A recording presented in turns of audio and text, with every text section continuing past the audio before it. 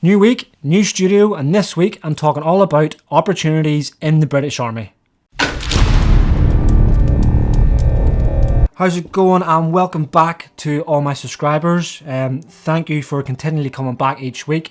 Just by you viewing it and the liking and all the sort of likes and the engagement and comments you're giving on the videos, which I do get a few, it helps me out a lot. It helps the channel, it helps push it out there, so for that I'm greatly appreciated. Thank you very much. For all you that come back every single week and who are like sort of private messaging me and getting amongst the comment section, a special thank you to you. I know who you all are because obviously sort of the same people come back and to building that community. I will looking to get something squared away for you, so stay tuned over the next couple of weeks for that. I'm not quite sure yet, but just stay with it now because I am appreciated. I know who you all are of the sort of same faces who are doing certain bits with the channel. That was a bit long. Anyway, if you're new and this is the first time you've sort of come across the channel, welcome. My name's Luke and this is Ranger Media. What it's all about then is, you probably guessed because you've been probably suggested it, for the reason of being interested in the military, specifically the army. So yeah, it's all about army. Right, and then broader again, infantry, and then narrowing it right down to the sort of pinpoint. It's obviously 1 Royal Irish Regiment, which is my unit, which is an infantry regiment. You know, this channel started over a year ago now, probably a year ago now, yeah, last January or something like that, where I sort of, you know, was out the camera and just recording all our sort of pre-deployment training, because we were doing some really good stuff before we deployed to Afghanistan. So I posted a few bits off. It got a lot of traction. You know, a lot of people seen that who are actually interested in the army, maybe not Royal Irish, but just interested in the army, started asking me questions and you know, private message me. It wasn't really the sort of, you know, route I was taking, the sort of the whole media side of things. I just really got an interest in sort of capturing the guys and sort of editing, and that became a bit of a hobby, which still is. I'm still really enjoying it. But then it just gave me the idea, where so many questions being asked, well, I'll start to do this type of thing weekly, bringing you the sort of positive stuff out of the army, because, you know, there is loads of negative people in this world, and it's easy for people to portray negative stuff before they'll do the positive stuff. So I'm just here. This channel is completely unofficial. You know, this is it's no longer in my house, my good little married quarter. I've now commandeered a family member's sort of man cave. I think I'll do a completely separate video on this, because if you are following me on Instagram, this room is crazy.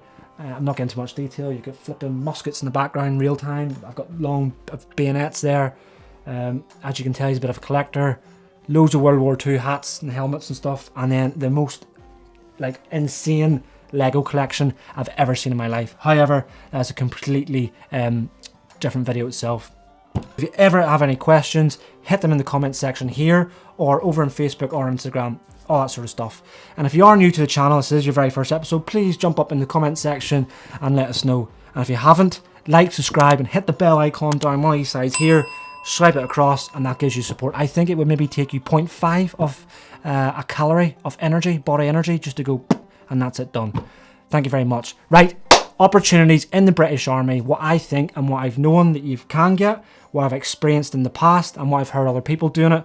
And this is coming from our level, so the lower level. Some of it's not official, you may not know of, but I'm going to tell you all about now. Okay, so opportunities then that you can get within the British Army, you know, beside the sort of normal sort of ones, like sort of new life, newfound confidence, which is a pretty big one now at the minute, physical fitness, steady wage, a roof over your head, and a sort of that career structure, career path.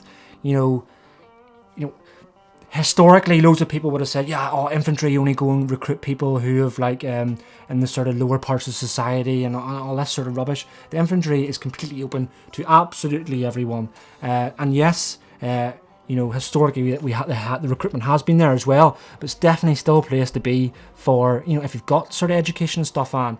Okay, if you've got all the scores and you want to, you know, to go be a flipping doctor or to go be an engineer, you know, but you don't want to do that. You go, I know what, I want to be a flipping soldier. Like, that's what I want to serve my country. There's people like that, and other people will try and pull you away from it.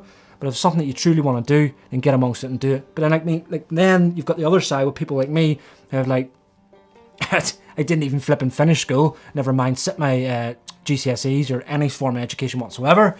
And you know, being in the army has provided me that sort of path and that career path now to follow up. And like I need to be careful what I say here because obviously my wife might be watching, but I earn like 33 or 34,000 pound a year. No GCSEs, no A levels, no degree, nothing. Yeah, so that's what I've got, and a flipping ton of experience that I've gained over the sort of years as well. So anyway, you will notice if you keep coming on this channel, there will be times I just shoot away off, go off course, start talking absolute random stuff, and then come back in round to the topic again. Not going to do that today because I don't want these to be flipping 60 minutes long. So you get the picture, yeah, of the normal sort of opportunities that you would think you're going to get in the army. And obviously, you will see me talking a lot about the infantry and the Royal Irish, because that's the sort of passion side. Because I don't like people putting us down for like being a bad route for education people. I'm sorry, right? I'm going off again. You get the picture. It's still good for everyone. Right, back to this one again. Opportunities then. So the first one then I want to talk about is events. So what I mean by events is sort of all sort of stuff that goes around the UK, sort of on in the UK, and potentially in some cases around the rest of the world, which aren't particularly lined up with your sort of normal exercise. Like, I don't know, keep flicking the infantry, that's what I'm doing. So like, your normal exercise, you're kicking down doors, you're moving across sort of wood blocks and doing all the sort of thing you would expect a soldier to be doing. So first one on top of it, so if you're big sports wise, is Wimbledon. Wimbledon, if you're a big tennis fan, you already know all about it, is annual. It's an annual thing. Every year we send there will be soldiers there at Wimbledon, and they're being stewards. So I don't know, if you're a big tennis fan and you watch Wimbledon all the time, or any sort of form of tennis, you'll be watching. I don't know if you've ever noticed the soldiers there before. Maybe you have noticed and go, oh, there was a soldier here, and that's like a one-off type thing. No, that's every single year. There will be British soldiers, and yes, there probably will be like Navy and stuff as well, but we're not focused about them on this channel. So the soldiers will be there every year as stewards. So showing people to their seat and sort of standing around and looking good in their number twos, and you'll be thinking like, oh, okay, whatever. But I'll probably show a clip around here now, the same time as we're talking, and you sort of look over in the far side, and you'll see a soldier in the far corner, and then you'll see another guy somewhere else. I don't know. It's before I edit it. There will be a video there anyway. So you're there now. So I haven't got a big interest in Wimbledon, so I've done a little bit of digging from a couple of family members and stuff. And so to go there, so if you're going to do a queuing ticket, so I believe the way it works, so if you're queuing there, and you may get a seat and you may not, and if you do get a seat, it's either going to be really crap or really good, and they're ranged to between £120. And then you get something called a debenture seat. Correct me if I'm wrong, but I think it's a debenture seat, and that's something that you book like a year in advance. So I got in comms with someone, they booked one a year in advance, and it was £1,500 each to go to a Wimbledon match. So there you go, flipping, was that £3,000 for two people? Right now, then you've got someone now, so if you're on that task, you're there completely free, right up close to all the sort of players and stuff, and then potentially you might even be able to meet people afterwards. I have never been involved with it myself, because tennis is something that doesn't interest me, but that is out there, and that is available to you. So you go, there's tennis. Okay, the other one then is the Olympics. So I'm going to specifically focus in on 2012, because quite obviously the Olympics aren't held here in the UK annually. It was just that one time. But when I talk about opportunities is the other sort of stuff that happens. Like I said, like I think previously before, some of these opportunities aren't like an annual thing. It won't happen all the time. It just, you are the right person, the right soldier at the right time, and you get it. But it's available to you and would never ever be available to you anywhere else bar serving. So the other one then was the Olympics, which was Up Olympia. Yeah, so sent loads of people down to London. So that was more of a security type thing. So provide security, but also provide like becoming stewards and all that sort of stuff. And I spoke to, because we sent rangers down there, so we had rangers on that Up Olympia, and because it was Up Olympia and they're away for a longer period of time, so I think they're away for 3 weeks or a month, to however long it was, and for that period of time, they were away from work. Accommodation was provided, food was provided down there. So, and obviously London, if you're from London, you'll know it's like not cheap down there. Work paid them extra and their normal wage, and which I failed to mention about Wimbledon. Yeah, that was what I was going to say. Is obviously you're there, you're in your number twos, or whatever your sort of dress is, and you're watching the match. But someone who's paid £3,000 to sit and watch it, you're getting paid your normal wage. back to Up Olympia. So Up Olympia, the Olympics, you're down there, you're getting your normal wage, plus you're getting food paid for you, plus you're getting accommodation in your head, plus you're getting extra money on top of what your normal wage is, and you're in the Olympics, so you can get around and go watch all the sort of different sort of sporting events that are happening. Sometimes you'll be given a task to go to a specific place because you're obviously there working. You might be lucky enough that your place could have been viewing something, but if not in your downtime, you could have went round the other places and get amongst it. So that was like an opportunity that the right people, the right time at that sort of time, 2012, got to go and do. Which, if you think about it now, if you're flipping a bus driver in the north part of Scotland, like, no one's going to phone you and go, oh, here, big lad, can you get yourself down to London? I need you to do some security or become a steward. We'll pay you everything as well. That's not going to happen. That was only available to the people who were serving, particularly the army, in the actual Olympics itself, because we're good at security. Okay, the other one then is sort of like football, rugby and sort of stuff. So what I mean by this is, like, if you're a big football fan, I'm not. So I'm not a football fan. Probably going to get hounded now. But them sort of sporting events. Now, I know a load of yous, if yous are like really big into football, you really support your teams, you'll have maybe season tickets and all that sort of stuff, which is fine. But someone who maybe can't afford that type of stuff, if it's like, I'm not sure, I know the prices of it, but you have seen, I'm sure, whenever you're watching football and rugby matches, especially now when we're looking at the sort of the time of year, Six Nations coming up with the rugby, you will always see soldiers walking out onto the pitch first with the ball, either football or rugby ball. Don't know what you call that person or what sort of that is coming out there, but when they're doing that, they're walking onto the pitch, everyone's sort of standing up, the national anthem we play, all that sort of stuff. That's not going to be available to you, from if you're not being army. So that's another opportunity that can come to you from serving around.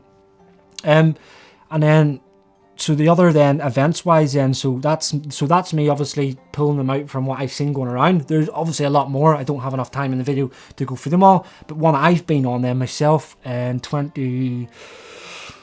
I don't know, it was about 4 or 5 years ago, but I went to Brands Hatch race track near London, a part of an event. I went in MTP uniform.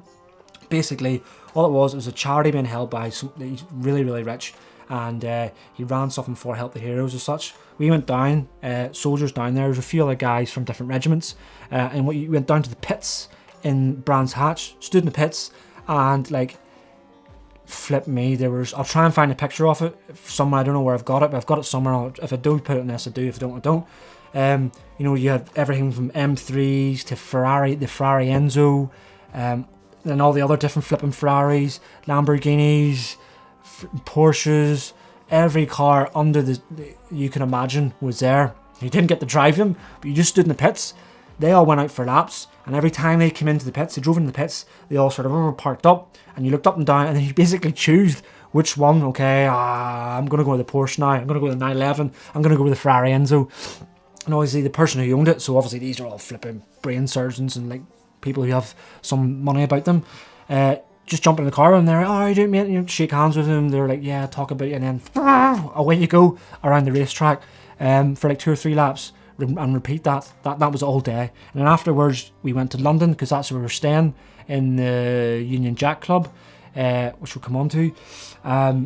Is a hotel in the centre of London, and they put on like a big meal for us, and with all the different veterans and serving guys and all that sort of stuff, and free drink and the meal itself.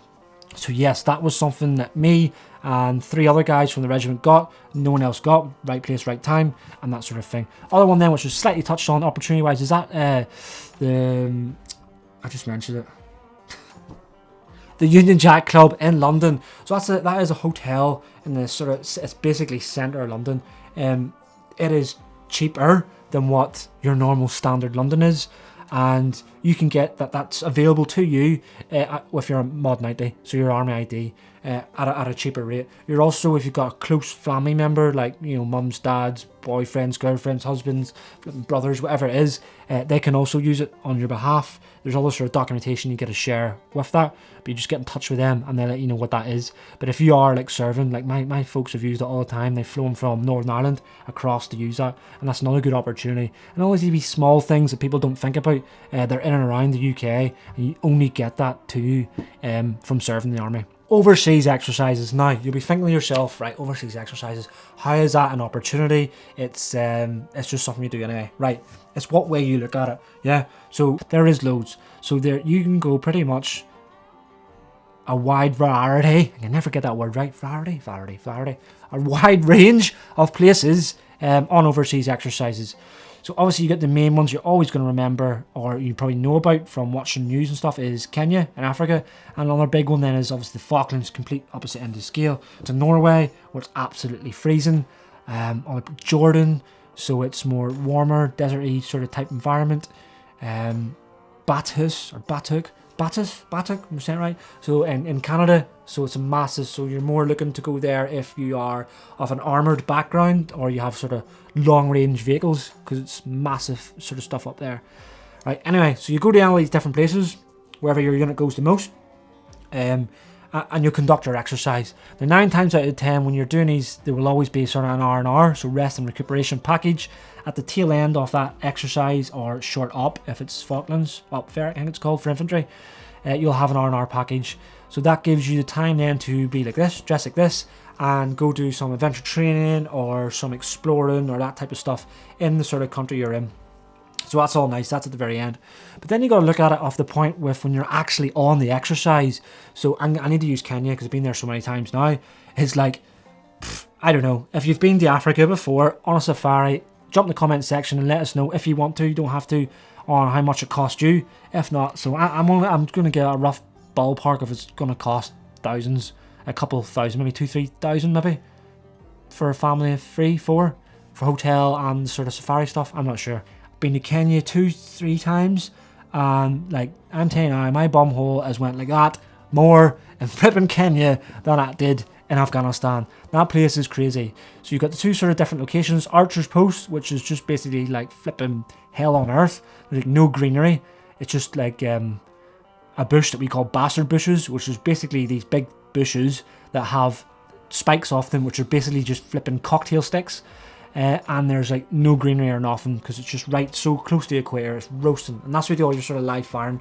And the other place then is in Pala Farm, so that's loads of greenery, loads of wildlife, everything is there, and it's all blank firing exercises. So you're doing like force on force with like the other platoon in your company, and like as well as running around and exercising and stuff, you're sharing this place with every sort of bit of wildlife imaginable. Other stuff, so like baboons.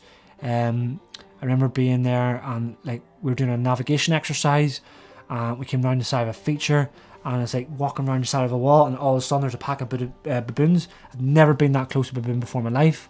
I've seen gorillas and stuff in zoos with the glass in front of you, like, but now glass ain't there. They're like throwing rocks and stuff at us.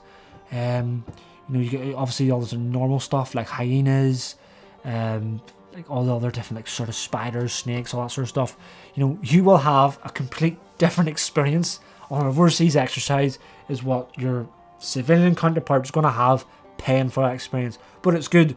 Like that was 2007. It's now 2020, so it's like 13 years ago. I'm still to this day tell people stories about that, and they share stories with me about it, all the sort of stuff that happened to them, and whether they're different platoons or different sections, or if we're in the same experience together, we'd still have a beer and remember that time in Kenya and talk about it. You will have experiences. You'll survive it. It's fine. Don't worry about it. Don't let me put you off. So yes, Kenya wise. Falklands then is the other one. Been down there. Obviously, when else are you ever going to go down there? Civilian wise, I don't know how much it costs to get down there.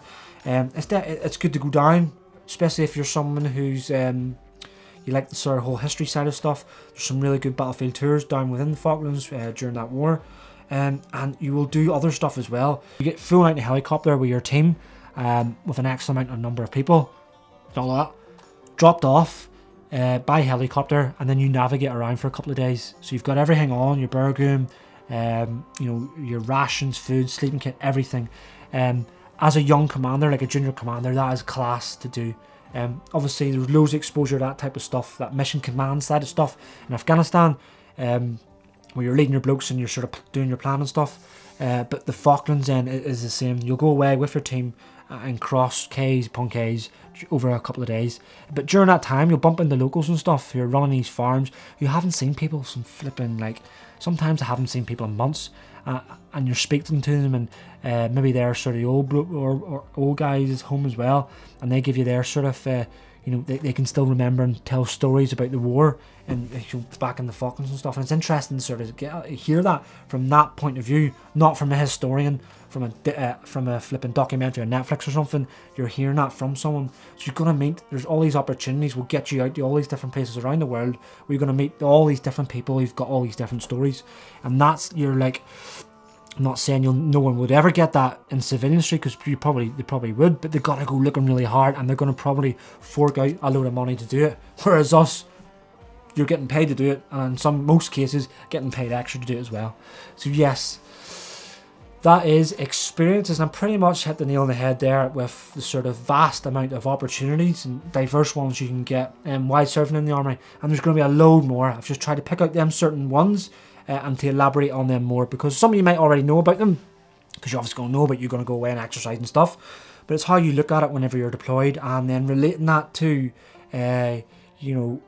would I ever have this experience if I wasn't here, and what am I getting out of this experience? Because like the bonding, the cohesion, the confidence is a big thing, because army is harping on about it a lot at the minute.